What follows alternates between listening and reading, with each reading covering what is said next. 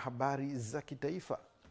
Tukianza na hii ya masikitiko, mwili wa aliyekuwa mkurugenzi mtendaji wa shirika la umeme Tanzania TANESCO, Mhandisi Gisima Nyamohanga, alifariki kwa ajali ya gari Aprili 13 na tarajiwa kupumzishwa kwenye nyumba yake ya milele nyumbani kwao Bunda mjini huko mkoani Mara tarehe 16 mwaka huu. Mwanahabari wetu Mariam Shabani na taarifa zaidi.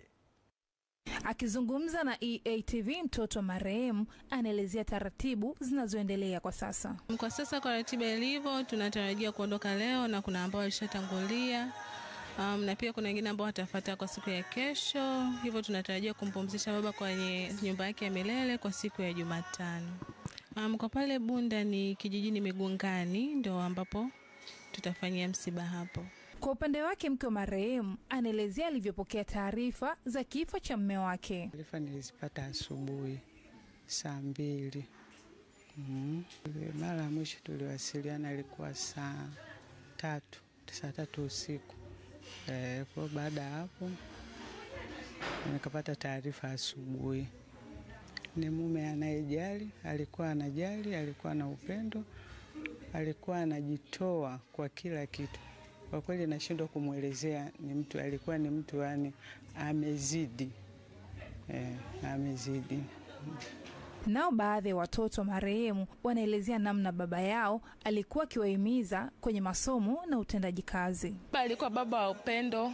Baba alikuwa anapenda sana familia. Baba alikuwa anapenda sana watoto wake. Ni vile tu alikosa muda, alikuwa amebanwa sana kikazi. Kwa hiyo alikosa muda wa kukaa na watoto wake muda mwingi kwa sababu alikuwa akitoka asubuhi na muda mwingi alikuwa yuko Dodoma. Lakini baba alikuwa ni mtu wa upendo sana. Akirudi nyumbani huwa mna feel presence ya baba amerudi nyumbani. Najivunia baba yetu alikuwa anapenda kutu encourage. Alikuwa anapenda kutu encourage na pia alikuwa anatupa challenges ambazo hata wewe mwenyewe unasema okay. Alikuwa anapenda kusema kwamba if maybe you are in a class, mpo darasani, mwenzio anaweza kuwa wa kwanza.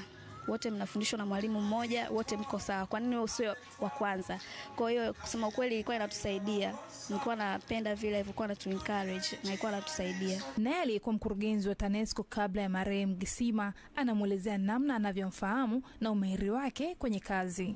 Ilikuwa hata barabarani tukipishana akiniona atanipigia, na alikuwa akinipigia ananiambia, kwa sababu wakati ule mimi nimekwenda posta kama Posta Master General, alikuwa anapenda kuniambia General nimekuona, na mimi namwambia General nimekuona, tunasalimiana.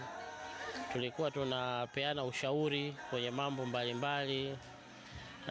Kuna kipindi alikuwa ananipigia anataka ushauri kuhusu wafanyakazi, anataka kupata maoni yangu. Kwa kusema kweli taifa limepoteza mhandisi hodari, limepoteza kiongozi mnyenyekevu na mahiri, na vile vile limepoteza mtu mwema. Mhandisi Gisima Nyamohanga aliyefariki Aprili 13 saa 7:30 usiku anatarajiwa kupumzishwa kwenye nyumba yake milele eneo la Migungani, Bunda mjini huko mkoani Mara. Nikiripoti kutoka Oysterbay jijini Dar es Salaam, mahali ambapo alikuwa akiishi na familia yake. Jina langu Mariam.